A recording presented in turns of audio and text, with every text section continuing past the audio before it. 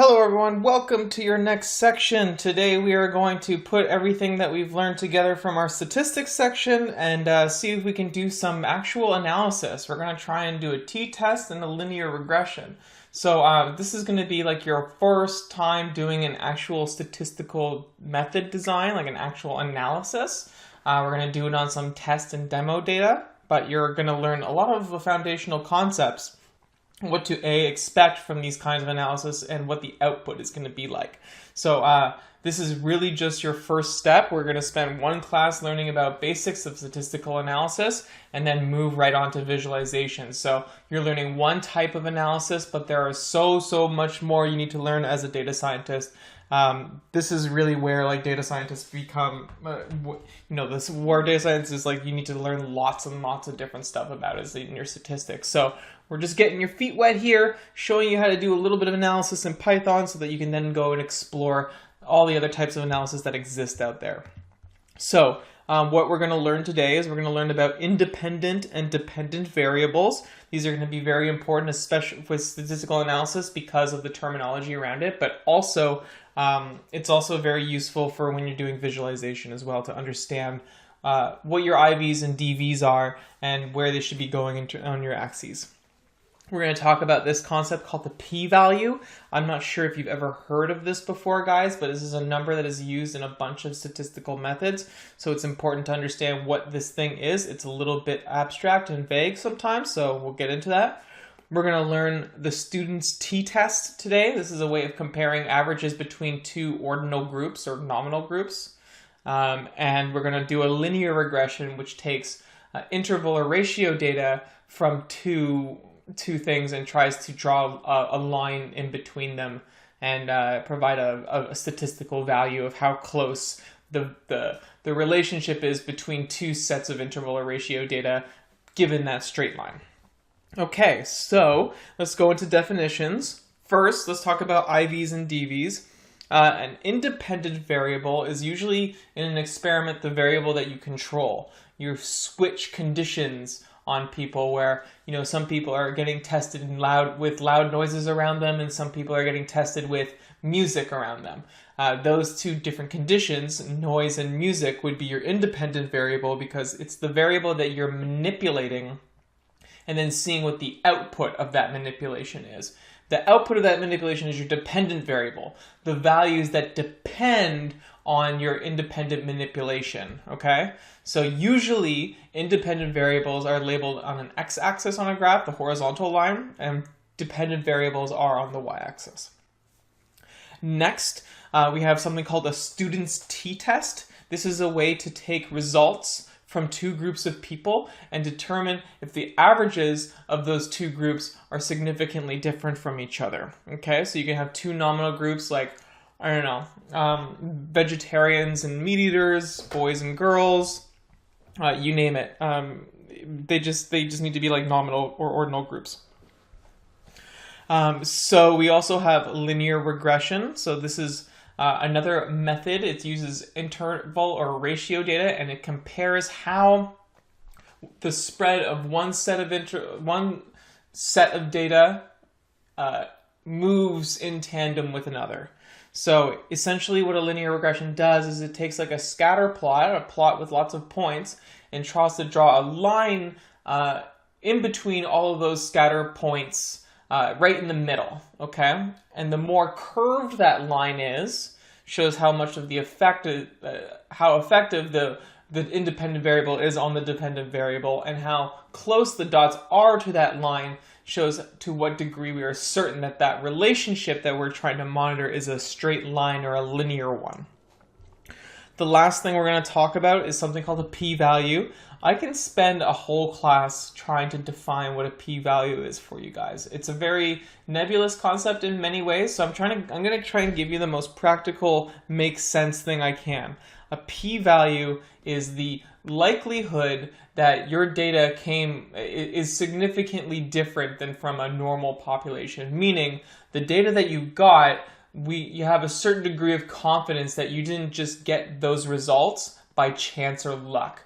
Like if you wanted to say like two groups of people on average are different, but they were coming from the same population, there's a certain amount of likelihood that you just got lucky in who came to do your experiment, and that there isn't an effect at all. You just kind of like, almost like luck of the draw, got lots of people who scored higher. So the p-value is a number that says how likely that kind of scenario is. In a lot of soft sciences, like psychology or social sciences, the p-value needs to be something like 5%, 0.05 or less. But the hard sciences like physics, it's, orders of magnitude, 0.0000005. So that's what a p-value is, guys. They don't really call it a p-value in physics, but it's the same concept. So that's basically what a p-value is, though. With that, guys, we're going to spend a little bit of time on syntax. There's not much that you need to know on syntax, but I just want to talk about some things, and we're going to spend most of our time in terminal.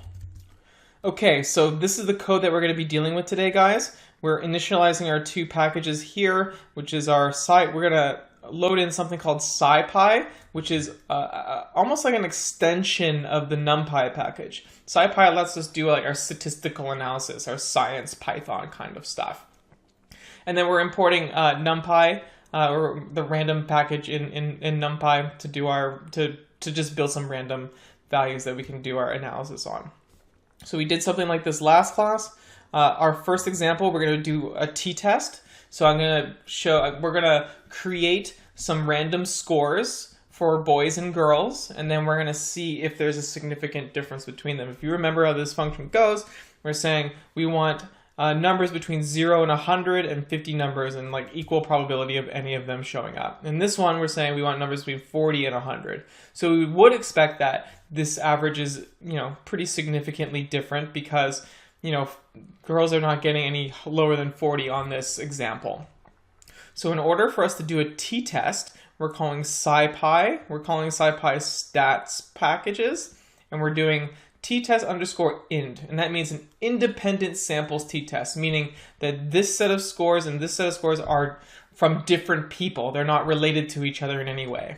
So we call independent samples t-test, and we give it the values for one of the sample 1 and sample 2, and this will give us some sort of output that we'll play with in a moment. The next thing we need to do is we're going to do a linear regression. So rather than talking about boys and girls, remember we are looking at interval or ratio data, so I'm comparing the amount of ice cream sales on a given day to the temperature. And we're going to see if we can create some sort of straight line linear regression that will tell us what the slope of that line is, how much of an effect it has. If this is a graph like this, we could say that if it's a flat line that there's no effect because even as temperature goes up, ice cream sales stay the same. With this, we're saying as temperature goes up, then maybe ice cream sales go up. But this will tell us to what degree. This going down this way might say that we get less ice cream sales as temperature goes up, which is interesting. We'll see what happens, though, in our analysis. It's going to give us it gives us the slope, it gives us the p-value, and it gives us a standard error, which is almost like our variance value. It also gives us our intercept. Remember, for like drawing lines in graphs in high school, in order to draw this line, you need mx plus b.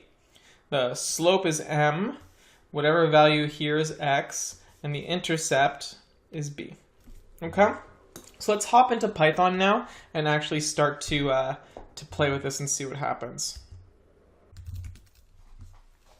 Okay, everyone, here we are in our terminal right now. We got to make sure that we install SciPy, so we're going to pip3 install SciPy. I have it already installed, so you guys might need to take a minute for this to download. Make sure you do let that happen.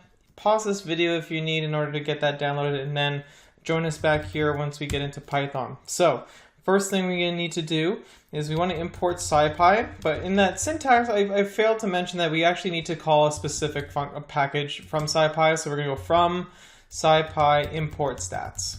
Okay? And that's what's going to give us our t-test and linear regression functions.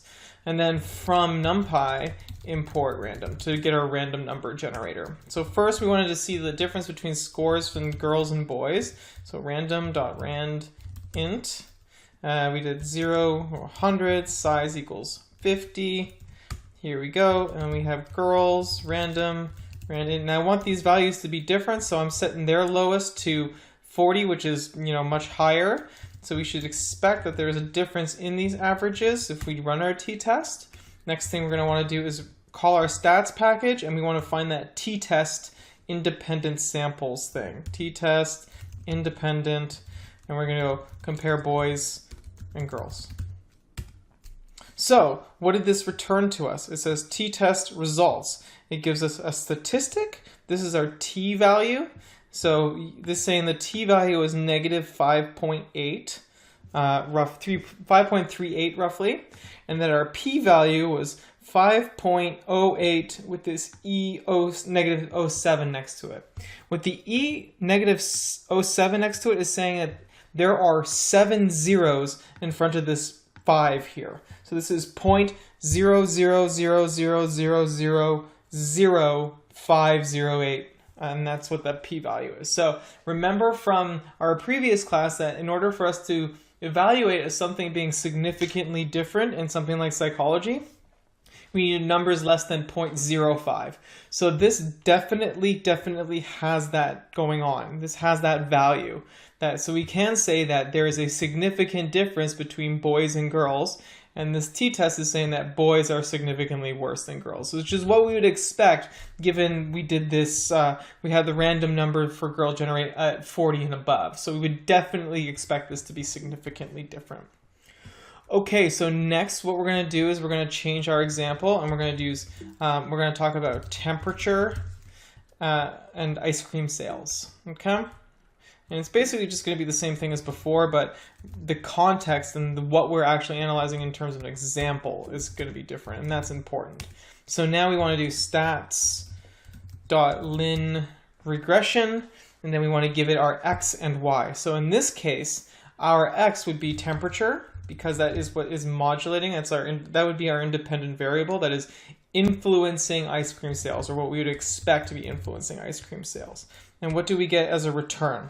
It gives us all of this information here. So remember in our example though, if we want to save all this information, it's slope, intercept, R value, P value, and standard error. And notice that because this is returning an object with many values, I can actually assign many variables all at once with just this one call. So I have that all there so we can see what's the slope, what's the slope of this linear regression? It's very flat. If the slope is 1, that means it's like up and down, and if it's 0, it's a flat line. So this is already telling us that this is probably not going to be significant because it's already like a very flat line. Let's look at p-value. P-value is way above 0.05, so this is not a significant test by any sense of the imagination.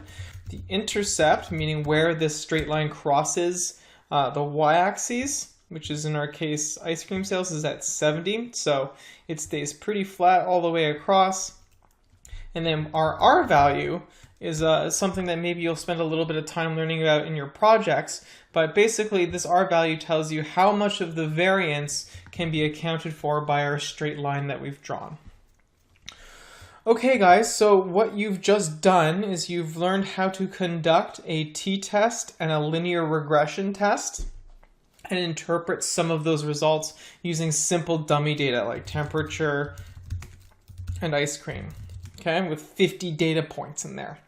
In our next section, in our next chapter too, actually, we're going to spend time visualizing our data. So now that we've done some sort of analysis, we might want to see what our picture looks like. We want to actually draw this line from our linear regression to show people visually, as opposed to with numbers, what we have been doing, what we have been kind of monitoring in our analytics. Okay, guys, so I'm hoping that this opens your eyes to the types of tests that you can start to do in Python. There are hundreds of statistical analysis methods available out there. So read up, go on SciPy, read statistic test blogs, you name it, and this will seriously help you in your data science career. So let's just do a recap of what we learned today. We learned how to conduct a t-test. We learned what p-values are and how to interpret something like a t-test. We talked about independent variables, which are going to be even more important in our next chapter. And we also showed you how to conduct a linear regression, which is a type of test that uses ordinal or interval or ratio data as both from both the independent and dependent variable, as opposed to our independent variable being ordinal or nominal. So with that in mind, guys, thanks for listening and see you next chapter.